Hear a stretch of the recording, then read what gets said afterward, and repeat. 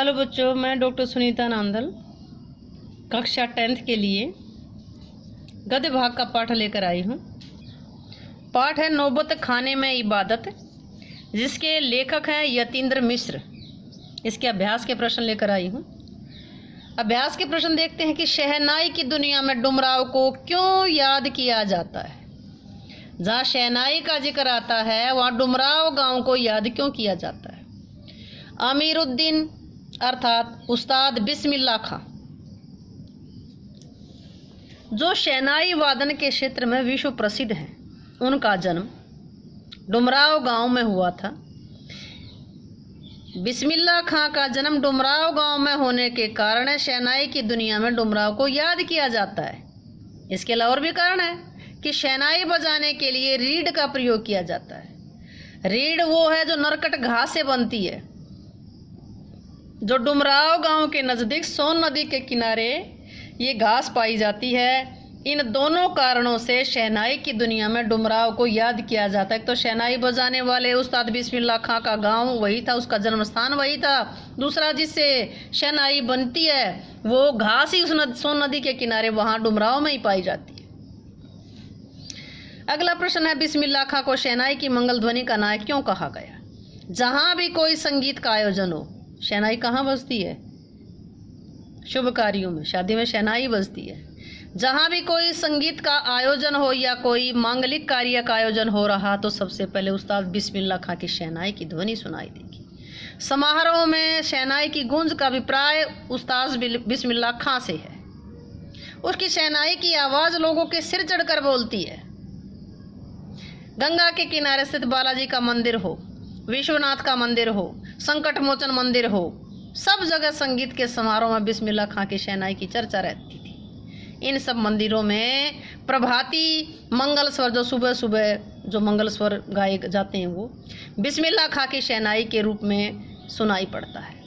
वे अपनी मधुर शहनाई वादन कला के द्वारा हर व्यक्ति के मन को प्रभावित करने में सफल रहते हैं, इसलिए उन्हें शहनाई की मंगल ध्वनि का नायक कहा जाता है। अगला है, सुशिर वाद्यों से क्या तात्पर्य है। शहनाई में सुशिर वाद्यों में शाह की उपाधि क्यों दी गई। शहनाई को सुशिर वाद्यों में शाह का मतलब बादशाह, यानी कि सबसे बढ़ करके उसकी उपाधि क्यों दी गई। सुशिर बांस अथवा मुंह से फूंक मार करके, फूंकना का मतलब यहाँ जलाना नहीं है, फूंक मार करके, जैसे हमें बांसुरी बजाते हैं, फूंक मार कर बजाए जाने वाले वाद्यों से निकलने वाली ध्वनि को सुशिर कहा जाता है। इसी कारण सुशिर वाद्यों से अभिप्राय उन वाद्य यंत्रों से हैं जो फूंक मारकर बजाए जाने पर आवाज निकालते हैं, ध्वनि उत्पन्न करते हैं। फूंक मारकर बजाए जाने वाले वाद्य जिसमें नाड़ी यानी रीढ़ या नरकट, जो नरकट घास है, नरकट होती है, उसको नय कहा जाता है। जैसे हॉकी की नय नहीं होती, जो लंबी सी जो पाइप टाइप होती है, उसको नय बोलते हैं। इसी कारण शहनाई को शाह नय अथवा सुशिर वाद्यों में शाह कहते हैं। अतः स्पष्ट है कि शहनाई को सुशिर वाद्यों में शाह की उपाधि दी गई होगी। नेक्स्ट, आशय स्पष्ट कीजिए। फटा सुर न बख्शे, लुंगिया का क्या आज फटे तो कल सी जाएगी। दिन रात सुरों की इबादत में, पूजा में लगे रहने वाले बिस्मिल्लाह खां से जब उनकी एक शिष्या ने कहा कि वे फटी लुंगी ना पहना करें, तो बिस्मिल्लाह खां ने क्या कहा कि लुंगी यदि आज फटी तो कल सिल जाएगी।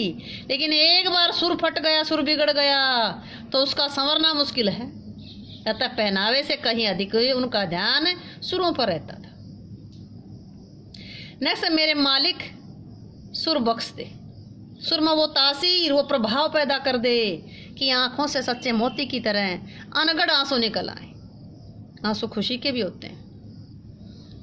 इस पंक्ति के माध्यम से लेखक ने बताया है कि बिस्मिल्लाह खां 80 वर्षों से शहनाई बजा रहे थे। कितने वर्षों से? 80 वर्षों से वे शहनाई वादन में बेजोड़ हैं। फिर भी नमाज पढ़ते समय परमात्मा से केवल यही प्रार्थना करते हैं। वे मुस्लिम थे, मुस्लिम धर्म से थे, लेकिन सभी मंदिरों में शहनाई वे ही बजाते थे। फिर भी नमाज पढ़ते समय परमात्मा से यही प्रार्थना करते थे कि हे ईश्वर, मुझे मधुर स्वर प्रदान करे, मेरे सुरों में ऐसा प्रभाव पैदा कर दे जिससे लोग सुनकर के प्रभावित हो जाएं। उनकी आंखों से भावावेश में सच्चे मोतियों के समान अनायास अचानक आंसुओं की जड़ी लग जाए। अगला है काशी में हो रहे परिवर्तन बिस्मिल्लाह खां को व्यथित करते थे, दुखी करते थे। कैसे? काशी में पक्का महाल जगह से मलाई बर्फ बेचने वाले जा चुके थे। ना तो अब देसी घी की कचौड़ी जलेबी थी, ना ही संगीत के प्रति संगीत के लिए गायकों के मन में आदर भाव रह गया था, ना ही समाज के मन में रहा था। इस प्रकार वहाँ संगीत, साहित्य और संस्कृति संबंधी परंपराएं लुप्त होती जा रही थी, जिसके कारण बिस्मिल्लाह खां को बहुत दुख था। वे उनके विषय में सोच करके अत्यधिक व्यथित हो उठते थे।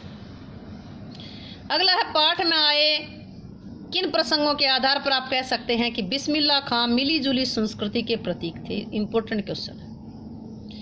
बिस्मिल्लाह खां मिली जुली संस्कृति के प्रतीक थे, या क्या कहें कि शहनाई वादक बिस्मिल्लाह खां के धर्मनिरपेक्ष व्यक्तित्व का वर्णन कीजिए।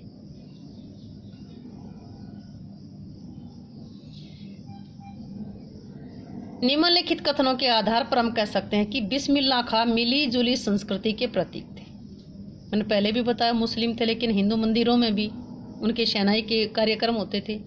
वह एक शिया मुसलमान का बेटा था, ध्यान दीजिए, मुसलमान का बेटा था, जो सुबह उठकर बाबा विश्वनाथ के मंदिर में शहनाई बजाता, फिर गंगा स्नान करता, बालाजी के सामने रियाज प्रैक्टिस करता।